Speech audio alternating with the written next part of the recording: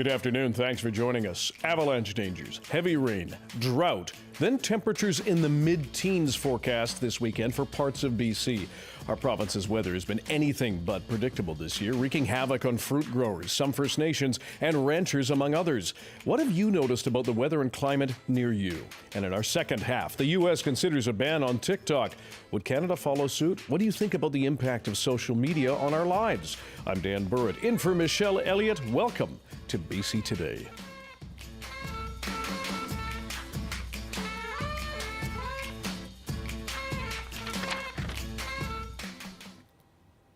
And thanks for joining us on CBC Radio 1, CBC Television, and live streaming on the CBC News app, as well as our website, cbc.ca/BC, and on the CBC Vancouver YouTube page.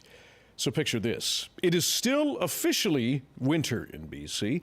After a very slow, dry start, BC ski and snowboard hills are finally open, but the recent deluge of snow and rain has led to increased avalanche warnings and some very close calls, especially for a couple on the North Shore recently. Meanwhile, some fruit growers in BC are staggering after a January cold snap. Some estimate they will lose 90% of their crops this year. Peaches, nectarines, plums, and apricots, and other stone fruits among them. That pain also extends to BC's grape growers and winemakers, as our Brady Strachan found out in the Okanagan. You can see the cracking. The prognosis is grim. Severe winter damage in vineyards across the Okanagan. Gordon Fitzpatrick's vines at his winery near Summerland were not spared. And taking this wood and spur pruning that, and then so we're kind of hedging our bets, right? And see what pushes. An extreme cold snap in January is the culprit. Temperatures dropped below -25 degrees right across the Okanagan and killed off many of the buds that would have been this year's wine grape crop. Damage is substantial, greater than 90%. So both the primary and secondary buds, most of them are dead, they're discolored, and so that has everybody worried about what's going to happen in the spring and how many tons are we going to have in the vineyards up and down the Okanagan Valley. We would like to hear from you now. What has weather been like for you in BC this winter across our great big province? Good, bad, the same? Has climate change affected what you do and plant and eat this winter?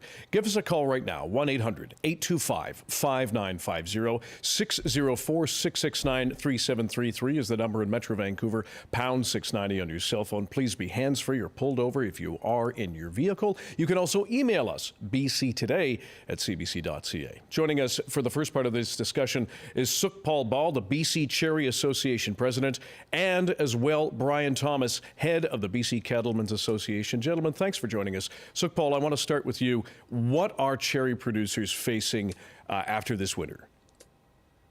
Yeah, we're facing probably one of our most challenging seasons that we've ever seen in the modern era, I guess, of our Cherry Association. And in this kind of weather situation, really, we saw it changing in 2020.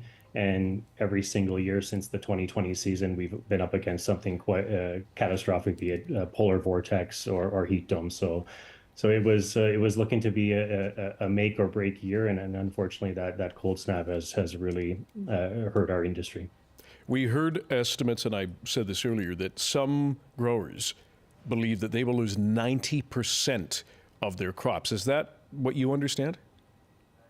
Yeah, that situation is a reality, and even up to 100% actually. It got so cold in some areas, and actually what really caused the damage was the mild temperatures leading up to the cold. So that's where the trees were kind of getting the signal that, okay, we might be waking up soon, it's quite mild. And then in a quick time period, we had temperatures drop, from +4 or 5 degrees, then all the way down to -30. So that's why this damage is quite profound throughout the whole valley in the Okanagan and in Creston, just due to that extreme shift in temperatures. Can you remember a season like this that you may lose most, if not all, of those crops? No, this probably will be the worst, but that 2020 season at our farm personally, we had only a 20% crop, so we lost 80% of our crop. Heavy damages during the heat dome, And then this past season, there was also a winter freeze at the end of 22, which really reduced the 23 crop. So this is not just something new. It's been ongoing, and we're kind of at this breaking point because I don't know any operations that it would be the equivalent of somebody's office flooding, burning down, tornado knocking it over. Like that's what we're going through. It's just these extreme events are taking its toll, and we're at a breaking point now. Brian Thomas, I want to ask you, what has this winter been like for cattle producers in BC? Brian, can you hear us? We're just going to figure out a technical issue with Brian. Sukhpal, I want to go back to you. What sort of supports are... Oh, I think we've got you. Brian, can you hear us? Yeah, I can hear you. Lovely. Let's bring you into this conversation. How has this winter affected cattle producers in BC? We started out pretty slow with snowpack, but it's in some areas of the province is starting to pick up a bit. Mm-hmm. Where I live in the Okanagan here, we're probably 80% of normal, but further up north, I think in a few spots to the probably to the west of us here are still lagging behind on their snowpack. And what is that doing to their herds? Well, it's not really doing anything right now. We have water for our stock to feed them, but what it's going to affect is our spring range. Like if we don't get any spring rains here, our spring range probably isn't going to be turned to much. The grass won't grow because we need those spring ranges or those spring range to get our ranges to start to grow. Mm-hmm. So you need the rains for the range. And what happens? What's the impact of ranchers if that doesn't happen? Probably later turnout. So we'll probably have to buy some more hay. Is probably the biggest thing that could happen. Most of us turn our cattle out in the 1st of May. So we'll have to. The next couple months is going to tell here. And we've heard in the past that hay prices have increased, and that has hit some bottom lines for some ranchers very hard, right? Yeah, there's a lot of people in BC, a lot of ranchers in BC that have sold cattle, sold their breeding stock off, just because of the high price of feed. Vancouver Island, I mean, you don't think of Vancouver Island as being affected by a drought, but they were really affected by the drought this year. They had early water shut off, and places like Vanderhoof, Prince George, and up in the Peace was quite dry. Mm-hmm. Vanderhoof is usually Vanderhoof and Prince George is usually an exporter of hay. This year they were importers. Wow. And that costs a lot of money. Sukhpal, I want to go back to you for a moment. Long term, what do cherry producers and other fruit producers need to survive and thrive after this? Well, before long term, we're talking to government right now that we need support immediately because there are insurance programs, support programs, but they weren't designed for 4 or 5 years of extreme events. The programs that we currently have, you had a bad season, you had the insurance, you apply the insurance triggers, and that the crop insurance program has a 20% deductible, so you can't get that part covered. So in a normal one-off, and you come back with some good seasons, that deductible doesn't mean all that much. We can write that off. Okay, mm-hmm. There's the deductible insurance, but now when it's year after year after year, they hold back that 20% coverage, the deductible, and that's getting to be a very large number. So we're discussing with government currently that, look, we're the prime example of what's happening with these change environment, and our programs need to adapt to make sure our farmers are healthy. So that's where in the immediate, that we need some immediate help in getting back that coverage that was not offered in the first place. And then permanent changes to recognize what the climate is doing. And then that long-term approach is a more resilient replant, investments in hardier varieties. And we're, as a cherry association, we're looking at how do we farm cherries with climate change in mind? And that's potentially covering portions of our crop, more infrastructure, some heating mechanisms too when you have the covers in the winter. So we're brainstorming and we want to adapt to these changes we're seeing. but it's not going to be possible just on the farmer themselves in the financial situation we find ourselves in right now. And when you say you talk to government, are you talking to the province, or are you also looking for federal help? Yeah, both. We've been mostly engaged with the province, being that we're located here, and we do have an upcoming meeting with the minister, Alexis, and then also the following week, Minister McCauley will be jumping on a Zoom call with him to provide details of what we're going through. But what concerns me is that, as we all know, government does not react very quickly with the way they operate, but we're at risk of really losing members in our sector. It's that difficult. I can't stress enough how that many seasons in a row can have a devastating. We're just scraping by, and some are on that last thread, so to speak. Brian, what about cattle producers? What sort of help are you asking for, and what's the response been? We've got, like, through the programs we've got already, ag stability, recovery, and programs like that. We're working with those, but the cattle industry is a little bit better off than the cherry and fruit growers. I mean, we can sell some of our cattle off to get by, and then, but the big thing for us is getting back into it. Buying replacement heifers and replacement cows for the herd. For some reason the price is just crazy right now on cattle. It's pretty high. But we have plans we've worked with before is what we've been using. And lastly, to both of you, we appreciate your time. I'll start with you, Sukhpal. Long term, what sort of support are you looking at? I mean, when you talk about more infrastructure, et cetera, this is a lot of money, it sounds like. So what do you want to hear from the minister and ministers, respectively? Yeah, we're hoping to hear a strong commitment, and this is not just cherries. It's food security. We've been heading down a path where I think there just hasn't been enough focus on investing in our food security, and I think cherries. I've been saying kind of like the canary in the coal mine. We're out there. We do have a really sensitive crop, but we've shown that with export markets and all the investments, varieties coming out of the Summerland Research Center, we've been one of the rising industries, and really to keep that going. We're trying to encourage government that, look, we've got something great here. We've come across these weather challenges.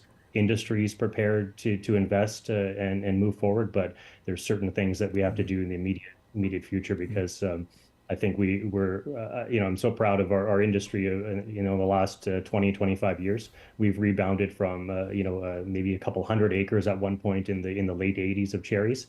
And now we're pushing close to 7,000 acres planted. So an industry that's large, it's important. And I think we all should be, definitely agriculture in general, there should be a strong push to invest. And Brian, lastly, what do you want or need to hear from authorities? One of our big wants right now is we're trying to get some more infrastructure built for water storage. There's money coming for that, I believe, but we have to get water stored not only for agriculture, but for, what do they call it, like a environmental flow for the fish and everything else. Instead of we get into a drought situation and the farmers get shut off their water to support the fish and stuff like that. We have to get a system where we have that water is stored if we need it for, like environmental flow, not just for agriculture. We appreciate your perspective, both of you. Thank you very much. Sukhpal Bahl, BC Cherry Association President, and Brian Thomas, head of the BC Cattlemen's Association. Thanks again for joining us. Yeah, thanks. Thank you. It is 1:20 in the Mountain Time Zone. You are listening and watching BC Today. Now, on Mount Seymour, on the North Shore over the weekend. There was a very close call when a woman managed to survive being buried upside down after an avalanche for 20 minutes. North Shore Rescue says she was snowshoeing with a companion and they were caught in a slide on Sunday afternoon. They're both recovering, thankfully, but crews are urging people to be extremely careful if they decide to go into the backcountry and make sure they have all the proper gear and training. North Shore Rescue Search Manager Alan McCordy joined Stephen Quinn on the early edition this morning. Yes, there are a few essentials that you should have if you ever head into the backcountry at any time in the year, but especially in the wintertime. Yeah. You should have a shovel, an avalanche probe, and an avalanche beacon. Do people think that, I don't know, that skiing and snowshoeing are two different things, or do people think about avalanches when they're just out snowshoeing? Because you usually think of adventure backcountry skiers being the ones most avalanche aware. Yes, and a lot of people don't think of how close to Vancouver, close to the ski resort, you can get caught in an avalanche. Yeah. They're not aware. And one of the things the husband said to us in the interview afterwards is that we didn't see any other tracks. We were surprised nobody else was there. Well, there's a good signal that you should not be there if nobody else is there. They were not aware of the avalanche danger. And you should always, before you even head up, check with Avalanche Canada, check with websites, check other trail sites to see what the conditions are. Be aware of what has happened in the last 48 hours, in the last week. Search Manager Alan McCordy with North Shore Rescue speaking on the early edition this morning.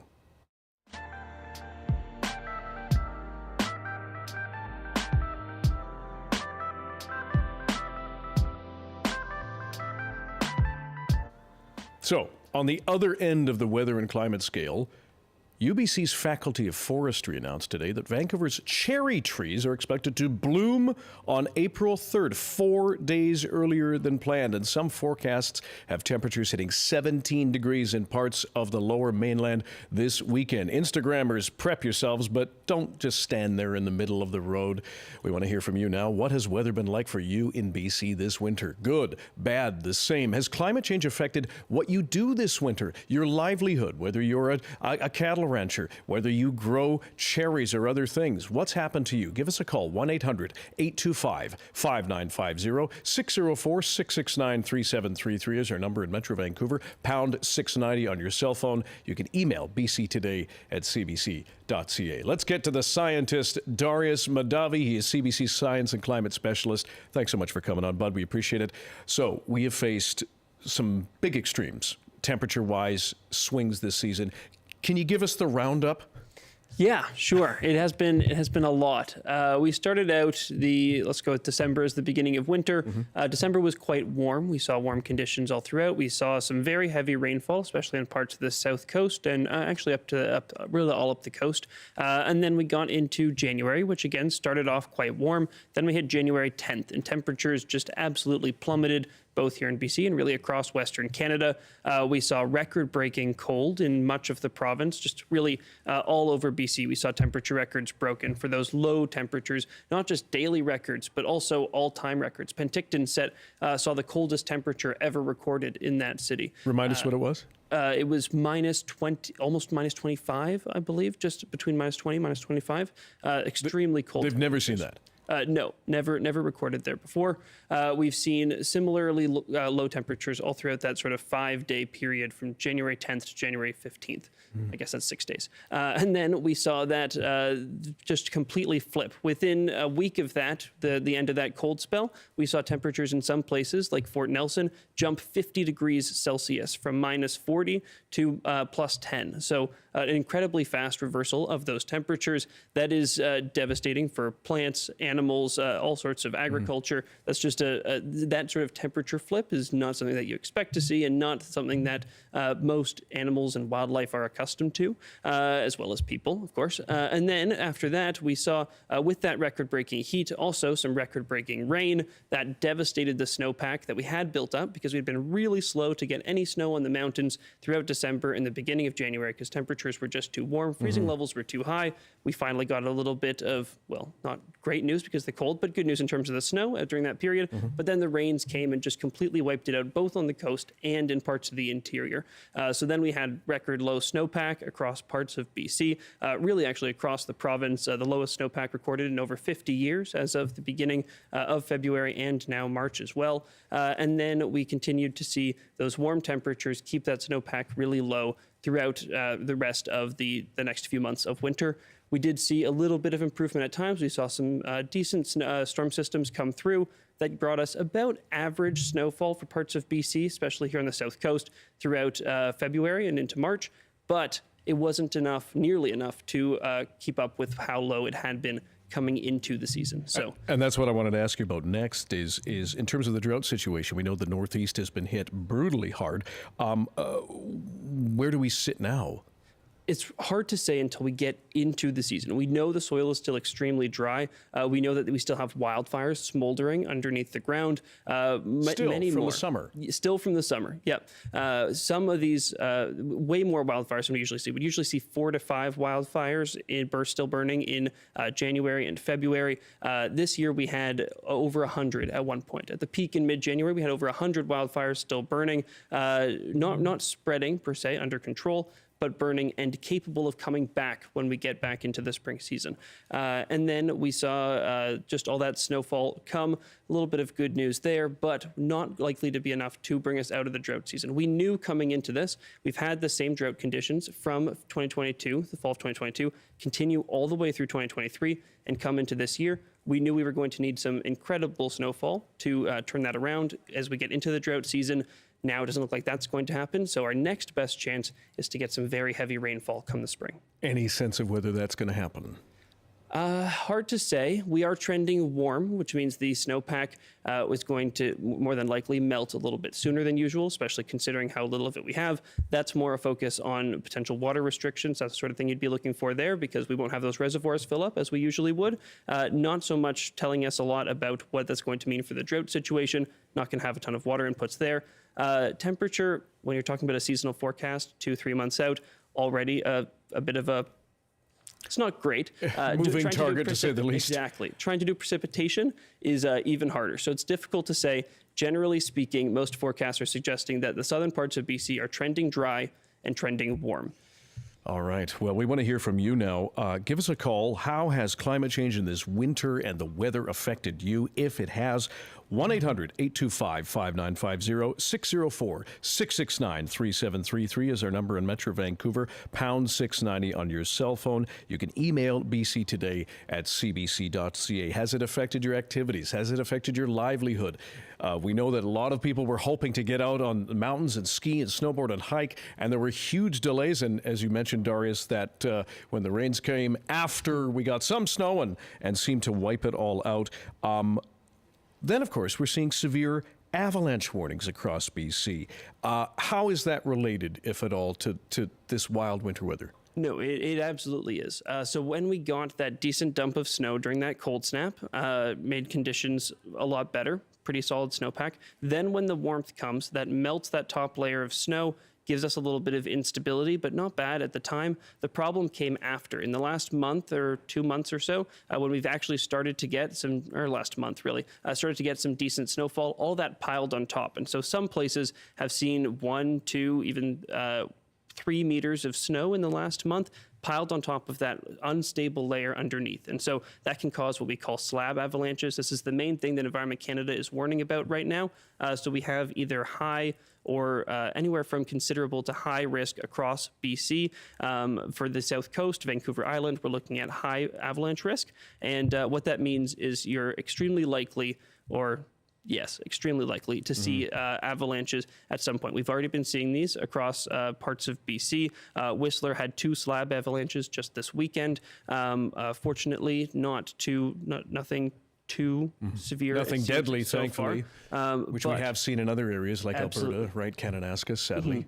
But again, risk is going to stay high for the foreseeable future. You've got all that heavy snow piled on top. You've got people out enjoying the mountains, which is great, but you just need to be aware of those risks as they come. I would recommend the best resource for people to check out. Go to avalanche.ca, very easy to remember. It'll pull up a map of all the different parts of BC. For people watching, you can take a look at that map here. This is the map for today, and you can see in red those high-risk areas. Orange and yellow represent considerable risk, and if you click through and you click on wherever you are, you can see all sorts of great information. You can see the weather forecast, you can see what sort of avalanche is most likely, and give you some tips to prevent those sort of things from happening to you. So great resource. And we know they continue to bang on the drum about this around being prepared, making sure, taking an avalanche training course, having a probe, having an emergency responders, et cetera. What about other impacts, both from the drought and the extreme weather? Can you elaborate a bit on that? Well, we got a report not too long ago out from the Wines of British Columbia, which is an industry group, as well as partnering with a consulting firm. They said that they are looking at anywhere from 97 to 99% reduction in wine production this year because of that extreme cold snap that we saw. Grapes are very sensitive, which makes parts of BC some of the best places in Canada to grow them. Indeed. As of now, as we continue to see more extreme weather, we see these swings in temperature. That's going to get harder and harder to remain consistent on. Now there are other avenues to pursue in terms of protecting the grapes. There's all sorts of great research being done in this area, but we're going to continue to see those impacts. And then there's everything, impacts on everything from wildlife, which just aren't accustomed to seeing these temperature swings. It can affect the way that they survive the winter, how they are prepared for it, and how they get through it. Oftentimes we will see plants come out too early and just get wiped out by a later temperature swing. This time the temperature swing came in January, so not too bad. But as those temperatures continued to warm, if we'd seen another massive cold snap, it would have been a real problem in many places. And so these are the sort of things that we have to keep an eye on going forward, because it's only going to become more common. And just before we wrap up with you, what is going to happen this weekend? We hinted at it with higher than normal temperatures this weekend, especially for the lower mainland. What are we looking at? Very warm, extremely. We have been consistently a couple degrees below seasonal across the south coast and really much of BC for the last couple weeks. We are going to see the exact opposite of that. Temperatures jumping well above double digits in some places here in Vancouver from yesterday into the weekend. We're going to see a 10-degree temperature jump. Parts of BC going to hit 20 degrees this weekend. Where is that? In the Thompson, Kamloops, for instance, could be seeing 20 degrees this weekend, more than likely, or early next week. The temperature is expected to stick around for at least a week or so, likely a little bit longer than that, and we may see this just be the official beginning of spring. Not going to rule out another temperature drop at some point, but generally speaking, we are nearing the beginning of the end in terms of winter. We're going to see lots of sun this weekend in the south, still a bit of activity for the north and central coasts this weekend, and maybe breaking into the northwest, but generally speaking, it's a calm one. It's going to be sunny. It's going to be warm. After a winter of extremes. Darius Mahdavi, science and climate specialist. We always appreciate and rely heavily on your expertise, and we'll see you tonight at 6 o'clock and 11 on CBC Vancouver News on TV and on video. This is BC Today on CBC. We are on Radio 1, CBC Television, and live streaming on our website, cbc.ca/BC, YouTube, and on the CBC News app. It is time for a news break with Robert Zimmerman. Good afternoon. Transportation Minister Rob Fleming has tabled a bill to increase penalties for overpass crashes from $500 to $100,000. The fines will also carry a penalty of imprisonment up to 18 months upon conviction. There have been almost 3 dozen overpass strikes in a little more than 3 years. The City of Vancouver and the Park Board have announced detailed plans to clean up a nearly 3-year-old tent encampment in Crab Park. The courts have said it can't be broken up unless the city can offer adequate housing. The city now says the camp has become unsafe. And Surrey City Council says it's restricting public access to its meetings after persistent disruptions from pro-Palestinian protesters. Mayor Brenda Locke says members of the public can attend meetings on city premises, but outside the gallery. Locke says council made its decision reluctantly. And now the forecast on the north coast. Cloudy this afternoon with strong winds and a high of 8. Highs to 5 and cloudy in the Peace. In the central interior, including Prince George, a chance of showers with a high of 7. Highs to 7 with a chance of showers in the Kootenays. In the southern interior, including Kelowna, a few showers with a high of 10 degrees. And cloudy this afternoon in the Fraser Valley. A bit of sunshine in Metro Vancouver and Greater Victoria with highs around 11. That's your CBC News update from Vancouver. Thank you very much, Mr. Zimmerman. Welcome back, and thanks for joining us on CBC Radio 1, live streaming on the CBC News app, cbc.ca/BC, and on the CBC Vancouver YouTube page. We are live at 8:60 a.m. at Williams Lake on the old radio and at 96.7 FM in Vanderhoof. We want to get to some emails now. British Columbians, as we know, sprang our clocks forward this weekend, at least most of us. The biannual time change continues 4 years after the BC government first took steps to move permanently to daylight saving time. We heard from you on the open line and by email. Barb wrote from Smithers, I am adversely affected by the, quote, spring forward time change, as I've always suffered from insomnia. Yesterday, March 10th, I was fine until about noon, then started feeling lightheaded, headachy, and spaced out. I know some people are not affected, but I definitely think there is an effect, and I hope the procedure is changed back to standard time. We do know that some people want it permanently at daylight saving time, but we also have standard time, like Saskatchewan, all the time. Chuck writes us from Rossland, the continued changing of our clocks affects me strongly.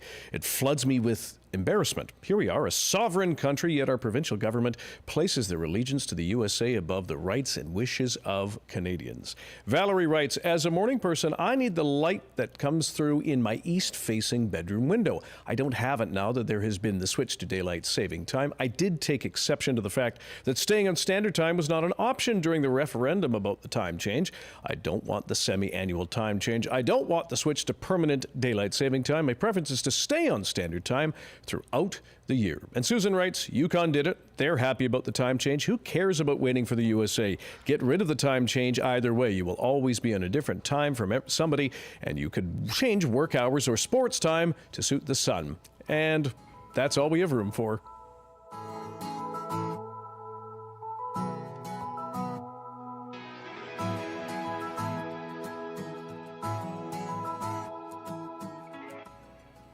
So, even if you aren't on TikTok, you've likely seen videos from that platform shared on your social media feeds, or perhaps your loved ones are on it.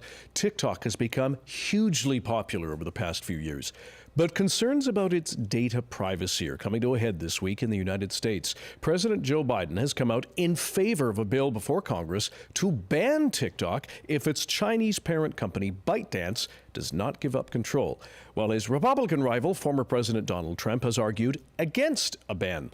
What do you think of the proposed ban in the U.S.? How important is TikTok to you, if it is at all? Do you know someone who uses it? Why do they use it? Why do they like it?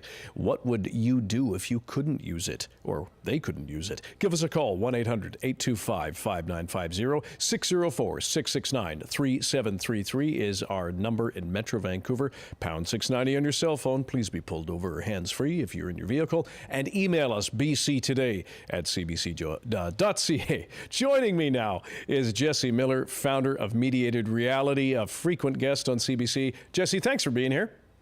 Thank you for having me, Dan. So, first of all, I'm not on TikTok, but so explain the appeal of this app. Well, TikTok is like any other social media platform that we've talked about over the past 20 years. It's engaging.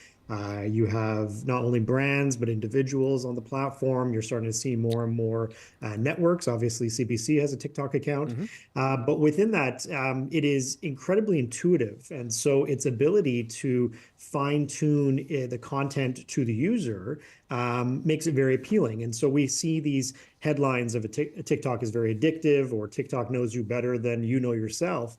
But the algorithm looks at a variety of things that we do on our personal devices and really tunes into how we engage with it, how long we spend looking at certain content, or how we seek content, what we follow. And more so than the platforms on Meta like Instagram or Facebook, it is more about short snippet content and then engaging with something you're interested in. On a scale compared to the rest of the if we can call them the big social media outlets, Facebook, Instagram, Twitter, where does TikTok rank? TikTok is right up there. Obviously, we saw this shift from Twitter becoming X, and we saw a lot of people actually leave the platform because of the amount of toxicity that exists on X now. TikTok, through the pandemic, really saw a foothold, not only battling against misinformation, but individual creators now finding that they could participate in an economy where if they had lost their jobs or they're working from home, they could create opportunities for themselves where they could participate in that space and really kind of get away from having a 9-to-5 job and becoming a TikTok creator as a viable source of income. What is the main issue behind the American bill to ban TikTok? Well, we saw this with former President Trump's administration just before his attempt at re-election, and he saw a large amount of individuals, especially the youth vote, engage on TikTok. And so he thought, well, because TikTok is based in China, or the company that owns it is based in China, let's start to make this into a political conversation. Now, obviously, with any social media platform collecting data about individuals, there are going to be national security issues from a variety of places. But as Canadians, we have to keep in mind here that if we lean into the one versus the other, good versus bad, we don't have a national interest in this. We have a user interest. And so Canadians equally using Facebook, our data can be looked at by American government as equally as our data can be looked at by a Chinese government if we're a TikTok user. So what the Americans are currently doing is they're putting together a bipartisan bill to approach banning TikTok, which again is a very good headline, but this bill actually encompasses banning any website that it deems to be a foreign interference into its users' data. And so if an American citizen is using the TikTok platform, they are concerned about their data transferring to a foreign government. I want to bring a call in now. Eric is joining us from Castlegar. Eric, what do you make of this move to ban TikTok, at least in the U.S.? Well, banning something doesn't necessarily work. If they take it away, something will come up in its place. Are you on TikTok? I am. Yeah, and how do you find it? Well, there's good and bad. So if you want to find the good and see interesting sports or, say, cooking tips, there's a bunch of neat stuff out there. And the bad is the difference of the left and the right going at each other with misinformation and hate speech and terrible commentary. What do you use it for? Well, I started out using it because my child was being harassed online, so I wanted to see what was going on. I'm sorry to hear that. So what did you do? In the end, we removed my child's account so that the rest of the school and all of the people that can see TikTok wouldn't be able to see that information. Was it classmates that were harassing your child? It was children from the school he attended. So, if I can, I want to just get a bit beyond just the idea around government, if we can call it government surveillance. You stepped in as a parent and obviously concerned. How did the school react? Did you tell them about this? Yes, I did. I would have to say that's a separate conversation from the TikTok conversation we're having. Fair enough. Did the school authorities talk at all about the impact of just the use of the app itself? Well, there is a blanket statement from the teachers to the students about what social media does in positive and negative ways. Like that's not, I wouldn't say part of the curriculum, but it is brought up with the teachers, from the teachers to the children. Yeah. And Eric, lastly, and I appreciate your time, how does your son find not being on TikTok? Well, he's started up a new account, and we were able to stop what was happening under the old account. Okay, so he's back on it? Yes. Oh, okay. And what? To him, what's the appeal? Well, all kids use it for social media. Mostly they just look at sports, like extreme sports, etc. Yeah. But my only note would be that there is no real moderation from the TikTok owners or folks that work there. Like they don't moderate the good and the bad. Yeah. They let terrible things go all the time, and it's quite detrimental. And are you able to do anything about moderating your son's experience on it? Well, we look at what he looks at, so that part of the TikTok experience is over now. All right, Eric, we appreciate your call and thanks for opening up. That sounds like it was a difficult thing to deal with, and best to you and your son. Jesse Miller, I want to ask you about content moderation on TikTok versus, for example, other social media. I know we're getting a little bit beyond the idea around banning it, but what about within the app? Well, the app itself goes to content that the company, like any social media company, deems to be a violation of terms of service. Now, there are individuals in trust and safety teams at TikTok, not just based in China, but based around the world, where they have a number of corporate offices, whose job it is to do on the clock moderation. So not every instance will be moderated for interactions. When you see instances of bullying, harassment, whether it's in the comment section or whether it's in direct messages, they are reviewed, but there's a process that goes into that in the sense of artificial intelligence, then assessment by a moderator. But when we see these calls for moderation coming in, you have to keep in mind here, just like in the US alone, you have 150 million active users. Moderating that kind of content is a form of censorship itself. You have to have the reporting tools in place to be able to highlight where content needs to be assessed. So when it comes to the long and short of it, then TikTok itself is actually very good at moderating content it deems to be not acceptable in the platform. That can be pornography, violence, acts of violence. And you see creators edit their content accordingly to make sure that their content doesn't get banned by not only a human, but an AI assessment. And how does that compare to other apps, other social media? Well, compared to Twitter, I mean, Twitter is a cesspool right now of violence and pornography and horrible content. Reporters like yourself, especially reporters who identify as female, are targeted daily on the platform. And that's where, as Canadians, we really should be putting in some of our efforts to really address what our concerns are on social media platforms when it comes to targeted harassment. But in contrast, Facebook doesn't allow pornography, but they'll still censor a person breastfeeding a child. And so that contrast of what we deem to be appropriate isn't regulated by CRTC guidelines. And similarly to what we see in television, where somebody says, well, I was watching TV and I can't believe they allow that on television. The internet is a very wide range of content that people can find access to. The question is, what is age appropriate, what is accessible, and then how do we make choices? And whether it's parents, whether it's school districts, or whether it's us as society, these are conversations not necessarily having to be politicized. Let's go to Matthew, who joins us from Squamish. Matthew, what do you make of this move to ban TikTok, at least in the U.S.? I'm all for it. I don't use TikTok for a number of reasons. The main one is not that I don't dispute that there are useful aspects of it. You know, people get recipes and they get their enjoyment from it, and it's been good for creators. It's the background of the government in China that I have issues with in that sense, and in such that there are laws in place in China that specifically state data owned by Chinese companies is owned by the state, and we're in a point where there's not really good relations with, either Canada or the U.S. with China at this point. And the app itself collects an incredible amount of data for roughly 140, 150 million people in Canada and the U.S.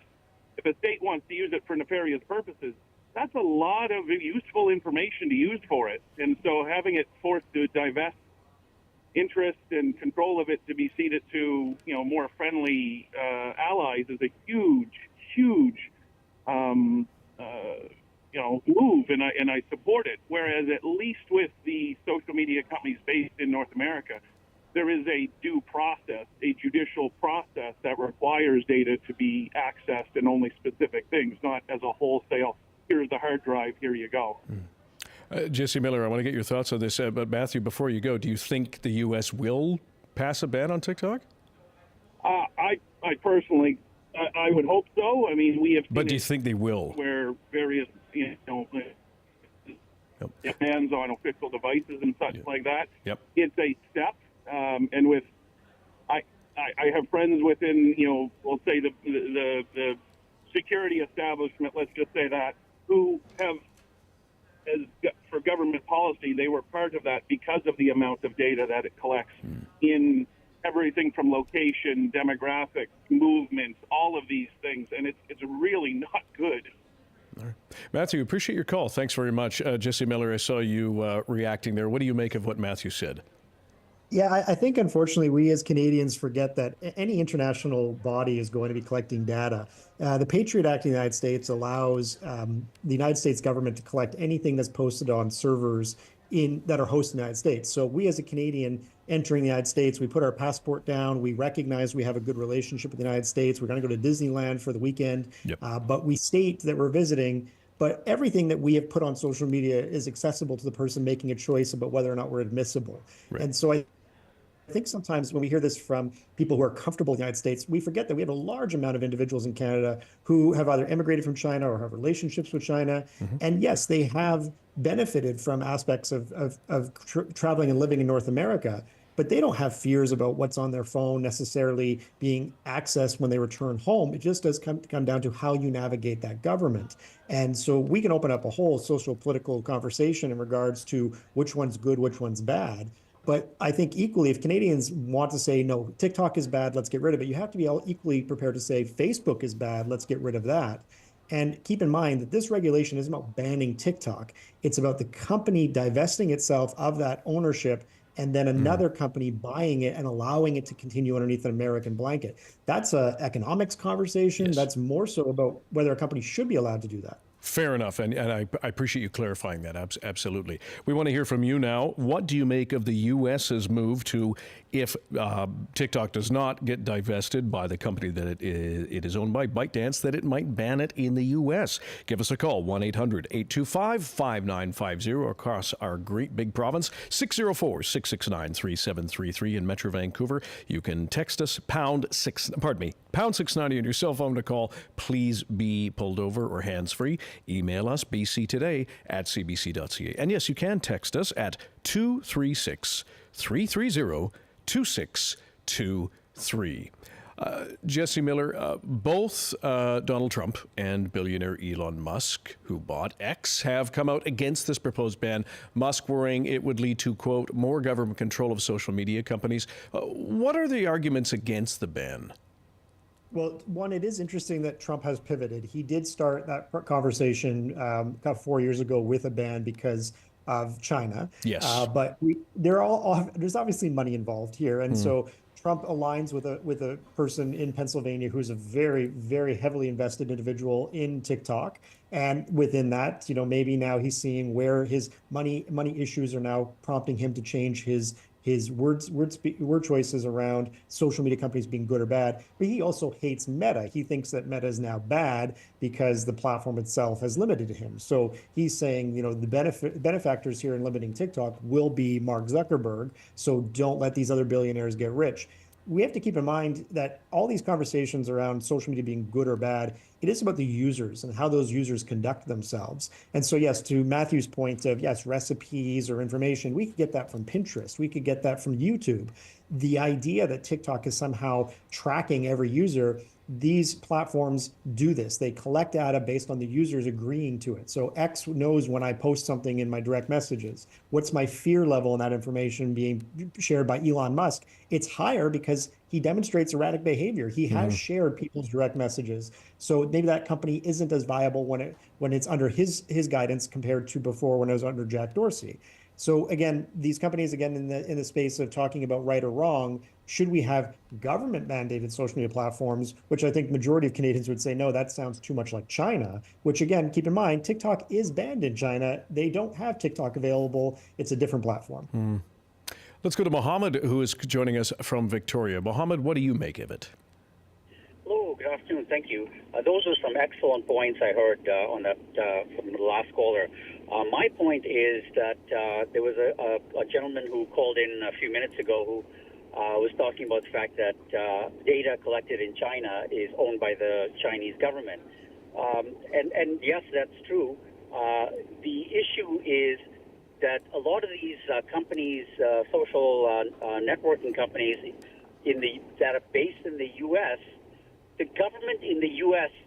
can access that information without much problem.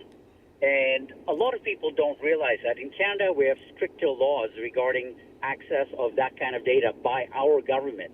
They need to get authorization. They need to get warrants. They need to get subpoenas to get certain kinds of information. So it's a bit of a fallacy to say that, oh, the Chinese government owns the data and can look at stuff at any time.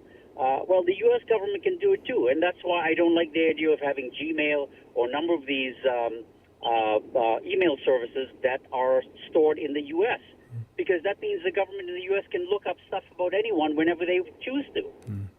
So people are naive in many cases about access of information by the U.S. government even. Appreciate your call, Mohammed. Thank you very much for joining us. Jesse, I saw you nodding along to a few of Mohammed's points. What do you think? Well, it's just nice to, obviously, when you hear the echoing of where information management exists. And so we want more users to be aware of the information that they share online, the notion of private versus public.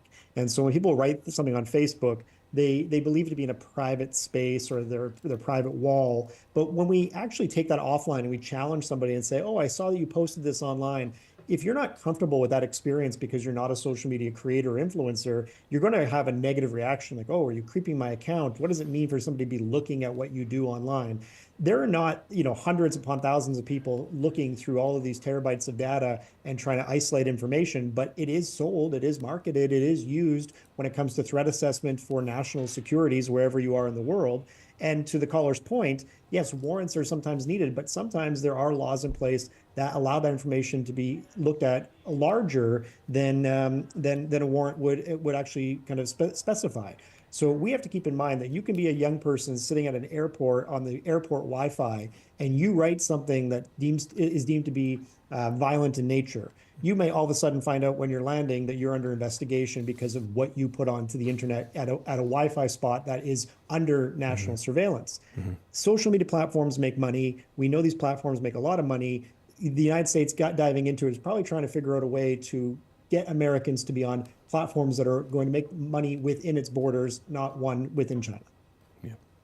Jesse Miller, founder of Mediated Reality. We appreciate your time and your expertise as always. Thanks for joining us. Thank you, Dan. And that is it for our show. Thank you for calling and emailing and joining the discussion. We apologize we couldn't get to everybody. You can always email us, bctoday@cbc.ca.